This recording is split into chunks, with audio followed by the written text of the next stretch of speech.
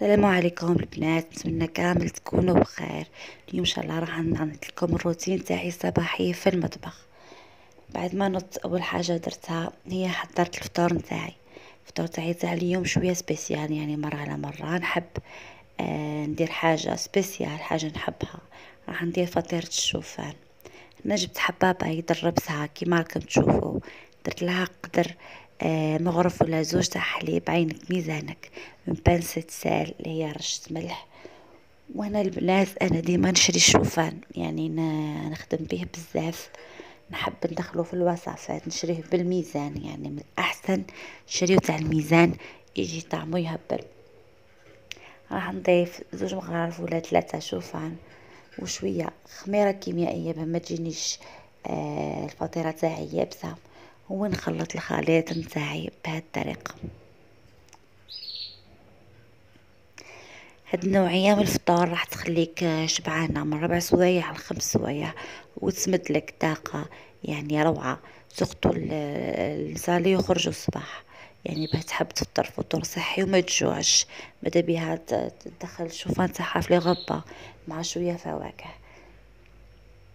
بعد واش راح ندير؟ راح نجيب مقلاة تكون من النوعية الجيدة ما تلصقش، ندير فيها القليل من الزبدة، من احسن تكون زبدة مخففة. ونصب هداك الخليط نتاعي ونطيبه على الجهتين.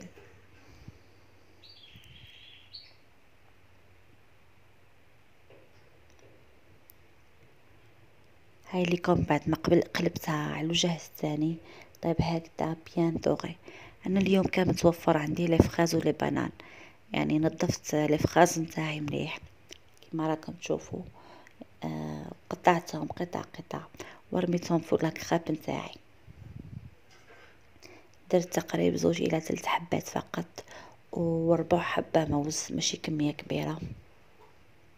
هنا اللي عندها لي بيبيتا شوكولا نواغ تقدر تضيفهم، اللي عندها فواكه جافة زبيب مشيمشة جوز، هاد النوعية بزاف بزاف ملاح للفطور تاع الصباح.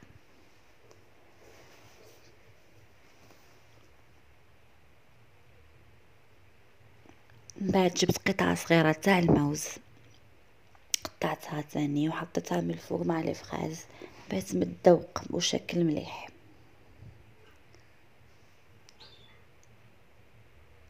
هنايا نسحق عسيلة تكون من النوعية الجيدة. استعملي فقط ملعقة واحدة بما تجيكش صامتة باسكو ما فيهاش سكر. هذا كان فطاري، حليب سيلوات بدون سكر. انا يعني دو ناتور نشرب الحليب والقهوة بلا شي سكر. وفطيرة الشوفان درت لها ملعقة تاع عسل. اتمنى البنات يعجبكم، شهيتكم في الجنة ان شاء الله. ان شاء الله تجربوه وتردوا لي الخبر وساعدوا رواحكم على الاكل الصحي.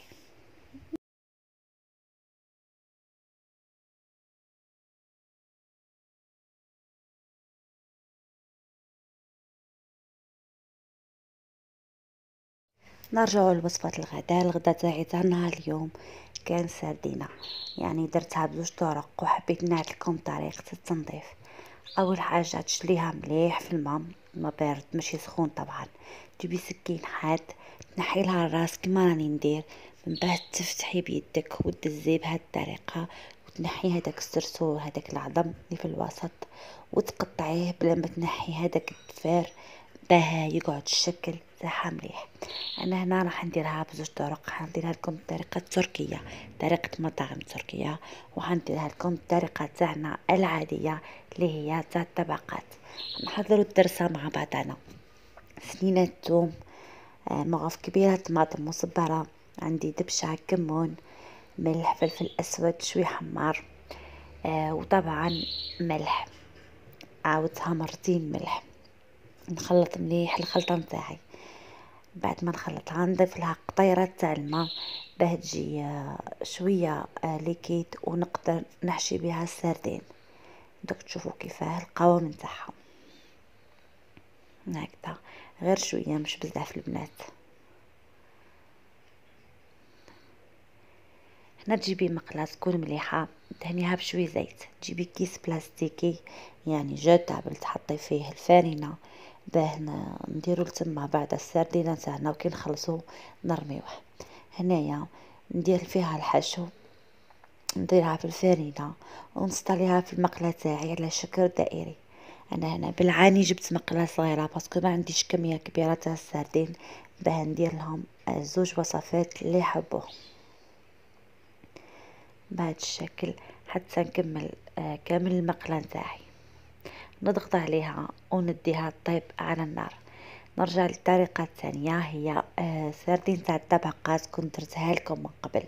نحطو الدرسه تاعنا اللي جات بزاف بزاف بنينه، ونحطو حبه سردين من الفوق، ومن بعد فرينه.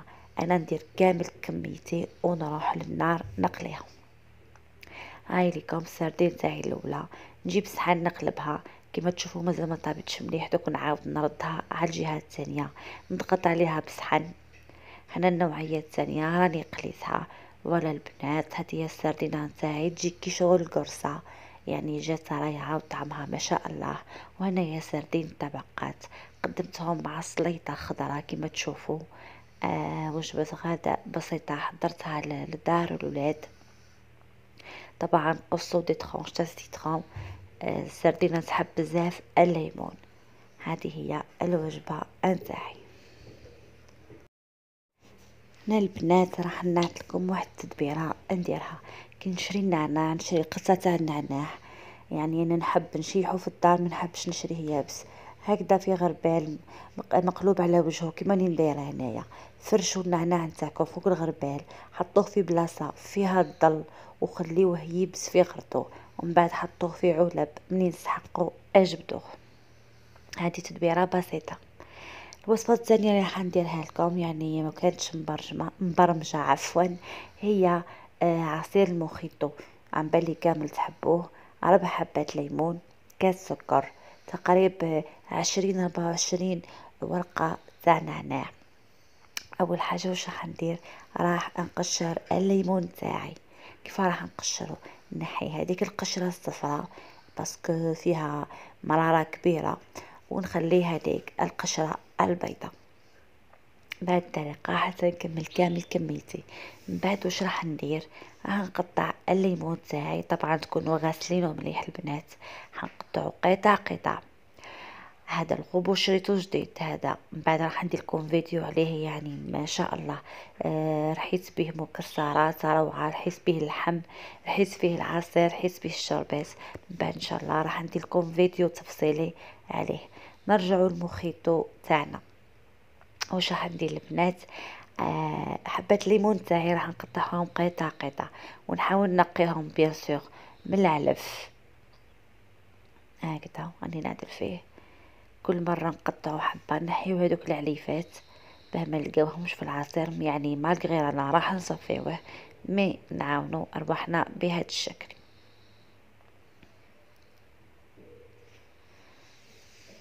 بهذه الطريقه نقطعوا كامل. بعد راح نضيف اوراق النعناع، كاس سكر وكاس ماء. يعني انا كي خلصت وذقته لقيته ما يحتاج سكر بلوس، يعني هذاك الكاس سكر جاني سوا سوا. راح نرحيه مليح ونسحقو ثانيك. مصفات تكون مليحه. انا نعدت لكم هذيك المصفات اينوكس اللي شريت، يعني روعه فاتني بزاف. هكذا نجيب بول غامق ونجيب المصفات وراح نصفيه ونضيف له بيان سور الماء قد ما يحتاج. يعني سردينه مع عصير موخيتو راح تجي روعه. راح نشل الطاس نتاعي، هنا راهو زجاج ماهوش بلاستيك. هاد الطاس بهاد الطريقه شوفوا كيفاه تصفي ما شاء الله، ونضيف فيها الماء هكذا تقريبا دالي اطرا وربع ماء. هذوك 4 حبات خرجوا لي اطرا وربع عصير. فوالا هاوليكم البنات، حنذوقوا في السكر روعه ما يحتاج زياده. نحطو في القرعه ولا في الطاسه راح نقدمهم، ونروحوا الوصفه واحده اخرى. على البنات، هذا هو العصير نتاعي، عصير موخيتو. نتمنى ان شاء الله يعجبكم وتجربوه. هنايا بعد ما خلصت هاد الوجبات، يعني جا في بالي ندير لهم حاجة خفيفة للعشاء ما نزيدش نطيب. هنا عندي لي بات، يعني هاد العجائن شكل كوكياج غليتهم. عندي هاد لا بيشاميل هادي جامبو، يعني اول مرة نشريها لقيتها بسعر 5000. قلت علاش لا نجربها ونقولكم رأيي فيها. عندي نص اطرح حليب بارد، راح نفتح هذيك لا بودر تاع لا بيشاميل، راح نصبها فوق الحليب، نخلط افخوا يعني على البارد ونديها للنار. هنا لي بات نتاعي مزت لهم والو، راح نزيد لهم غير رشة ملح. ولا البنات شوفوا هنا طيبتها، يعني طعمها يهبل ما تسحق حتى اضافات لا توابل لا ملح، وسعرها رايع يعني 5000، 50 دينار جزائري. هنا نفرج لي بات نتاعي في البلاطو، في المول عفوا، اللي عندها فخوماج غابي زيد لها من الفوق. انا راح نزيد لها غير قطع تاع الزبده وندخلها الفور، باسكو على بالي السردينه مش راح تكفيهم. دونك ما حبيتش نقلي لهم بطاطا، راح نوجدها باه يتعشاو ان شاء الله عشاء خفيف. هنا نخلط بهذا الشكل بهذيك لا بيشاميل، تشربها لي بات نتاعي وتجي بنينه. هندخلها الفور سخون، مش حتدي وقت بزاف. وانا البنات هاو الطبق تاعي جاني روعة ما شاء الله، يعني جاتني بزاف بزاف بنينة. هادو هما الوصفات نتاعي تاع نهار اليوم. نتمنى هذا الروتين يعجبكم. بقاو على خير البنات.